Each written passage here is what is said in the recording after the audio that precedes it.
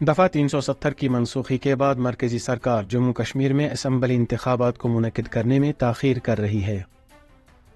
بلدیاتی اور پنچایتی انتخابات نومبر میں طے تھے، تاہم ان کو بھی اب مؤخر کیا جا رہا ہے۔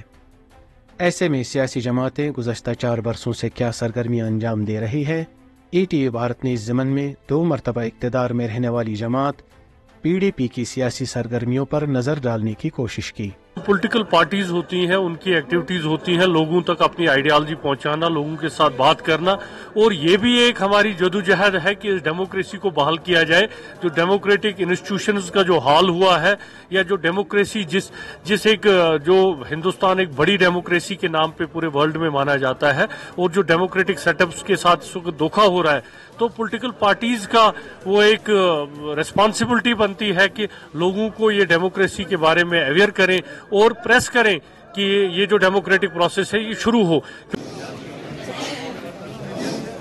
دفعہ 370 کی منسوخی کے بعد پی ڈی پی کے بیشتر لیڈران پارٹی چھوڑ کر جموں کشمیر اپنی پارٹی یا پیپلز کانفرنس میں شامل ہوئے اور پی ڈی پی کو چند نوجوان کارکنان کے سہارے چھوڑ دیا۔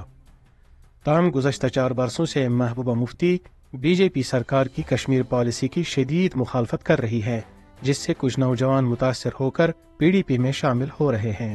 تو ہمارا جو ہے لوگوں کی جہاں جہاں ہمارے ورکر حضرات ہیں، لیڈر حضرات ہیں، ان کی ہمیشہ کوششیں یہ رہتی ہیں کہ لوگوں کی جو پریشانیاں ہیں سب سے پہلے ان کا ازالہ ہو، یا لوگوں کے جو مسئلے مسائل ہیں ان کو اجاگر کیا جائے، ان کو ہائی لائٹ کیا جائے، ان کی جو پرابلمس ہیں ان کو جو ہے آفیسر حضرات کے سامنے لائے اور ان کا کچھ ازالہ ہو۔ ایک تو وہ پہلو ہے۔ دوسرا پہلو یہ بھی ہے کہ جموں کشمیر میں اگر آپ دیکھیں بار بار ہم اس چیز سے جو ہے اس چیز کو جو ہے نظر انداز کرتے ہیں کہ یہاں کے لوگوں کی پولیٹیکل انڈیپینڈنس اور پولیٹیکل وائس اور جسے ہم کہتے ہیں ایسپائریشنز کو کیسے بار بار دبایا گیا ہے، اور ہم اس چیز کی جو ہے کنٹینیوس ایک کوشش۔